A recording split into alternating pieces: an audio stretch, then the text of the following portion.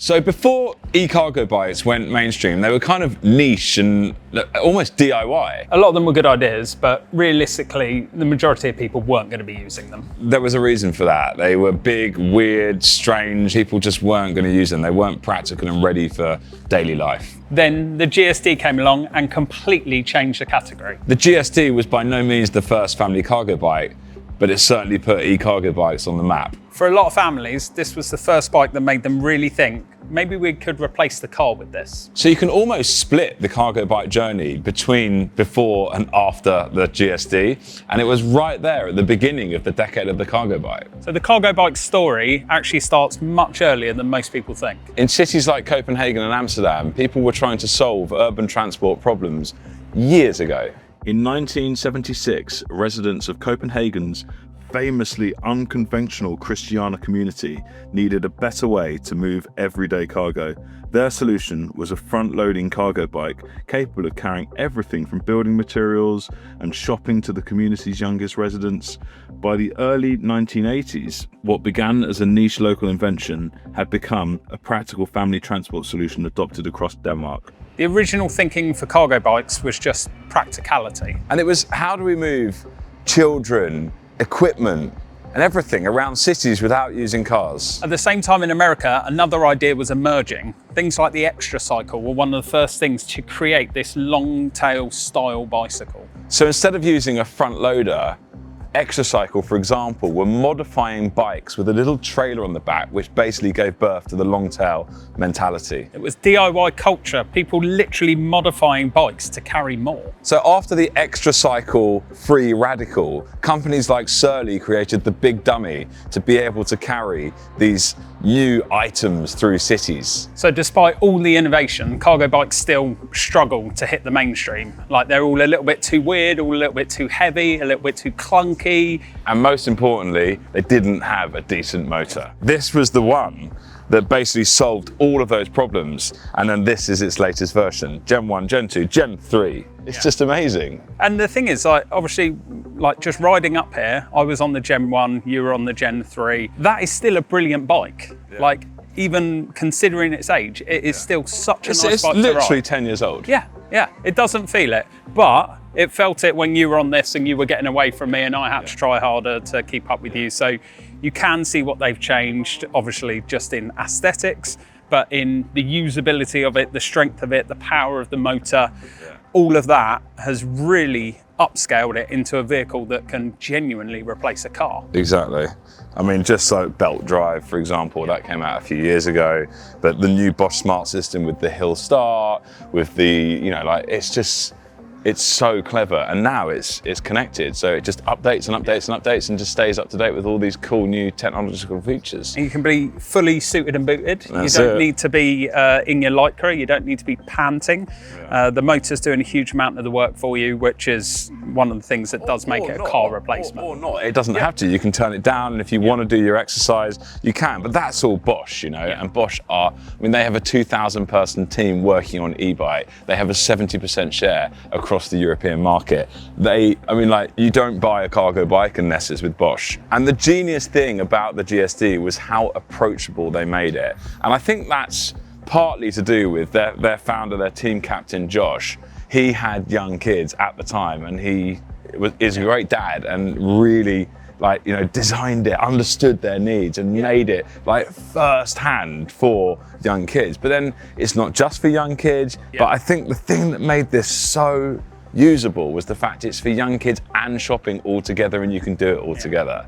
And like, that was the really before smart Tern bit. brought this out, there really wasn't that vehicle that could fit someone from 4'11" up to 6'5", where they could it really be a multi-use, multi-family vehicle. And easy to adjust as well. So you can adjust the handlebars and the seat post super easily, super quickly, so the whole household can borrow it. It's a household item. And we feel this at Fully Charged. Like, when somebody comes in the shop, we don't just look at one person and be like, yeah, that's the bike for you, yeah, that's the bike for you.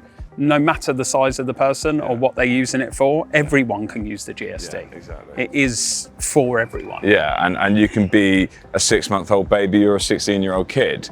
You know, like it's real multi-purpose. There's one part which is a bit of an optical illusion as well, is that especially going back to the Generation 1 bike over here, I mean, these bikes are the same size as normal bikes. People don't get that when they see it, but that's like 180. This one was about 182. I think this one's 187. So they've grown like the car market a little bit when you look back at the old Mini and how it's grown, and they've become safer, bigger, more powerful, more robust, you know, much more technological features. But I mean, how they've done that, one of the key things is through the wheel size, no? Yeah, exactly. So it's a case of that they do slightly shrink the cockpit, they elongate the rear end, and they keep a super low center of gravity. The primary way of doing that is that they're one of the first people to go to a 20-inch wheel with a big tyre.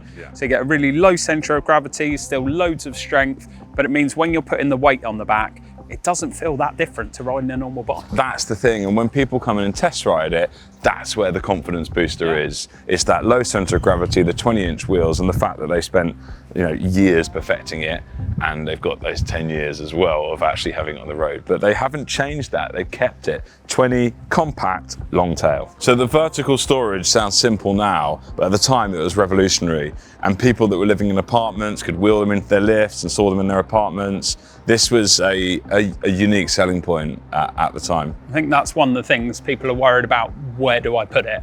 And there you go. You put it there. You can put it under the stairs, easy. So what separates Tern is how seriously they take their engineering. And we actually have an engineer coming here now to explain that for you. They do safety properly. Hello, Dan. Hello, Ben. Tern do safety properly. DIN 79010 is what they certify to through independent laboratory tests. There's some crossover between ISO 4210 and EN 154, but the DIN 79010 takes to a higher permissible maximum weight of 250 or 300 kilograms, which is incredibly important for these load-carrying cargo bikes. What is also really interesting is that Tern used one single frame for all 10 tests, whereas most manufacturers might use different frames for each of the tests. For those of you that don't understand half of the jargon about DIN, what it basically means is any manufacturer out there can apply for a provisional license, like a driving license, and they can get their provisional and then say, oh yeah, look, we're DIN, we've ticked the box. But no, what Tern have done is they've basically got a car license, a heavy good license, a helicopter license, a commercial pilot's license, a motorbike license, a tractor license. They've done every part of it, and it's hugely time consuming and hugely expensive, and that's one of the things that makes Tern stand out from the rest. When carrying children, safety stops being a specification, it becomes trust.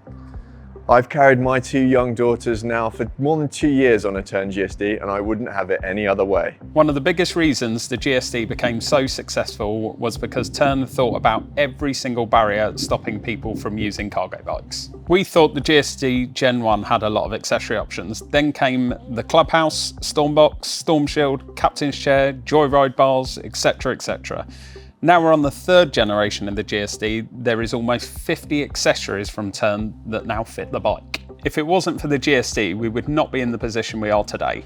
They did not just build a bike, they built solutions around the bike. They looked at every problem families face and created accessories to solve them. How do you carry children safely? How do you ride in bad weather?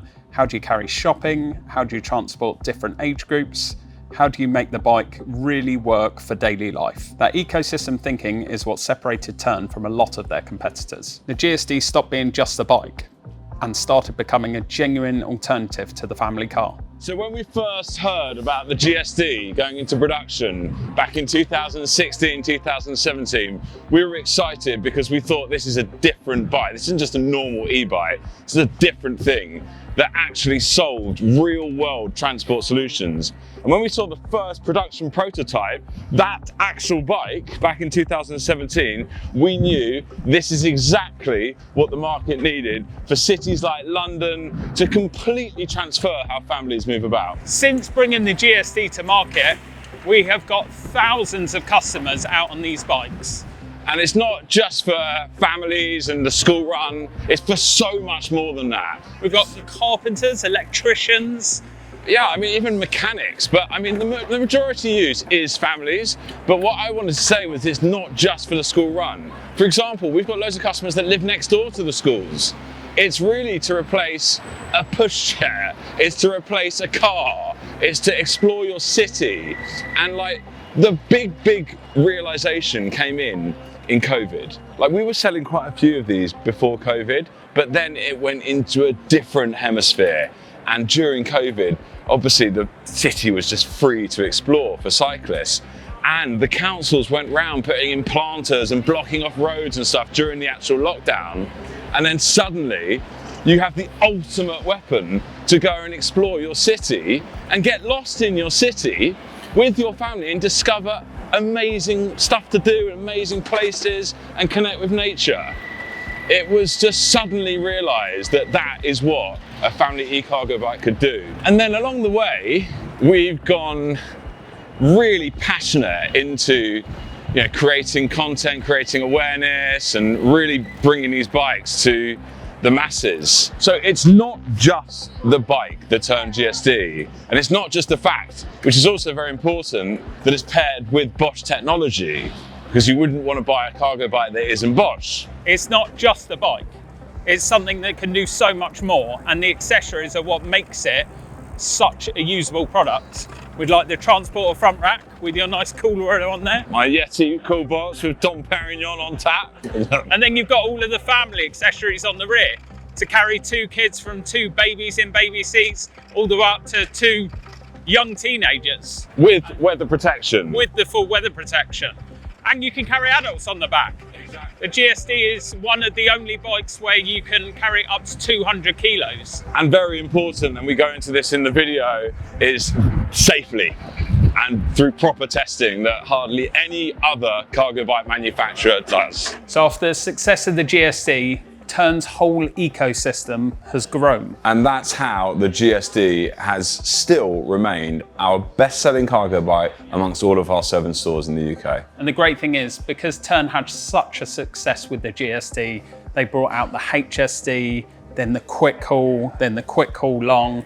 So now there's a bike for every single use case. So in closing, the Tern GSD, it wasn't the first cargo bike, but it certainly was the one that put them on the map. And now you can see them everywhere around the world. And if you'd like to learn more, there is a plethora of videos and information down below. Click the link and remember to like and subscribe. Just come and try one out and bring your kids. At any of our 7 stores, you can find the full range of Terns, and we know all about them and we love them.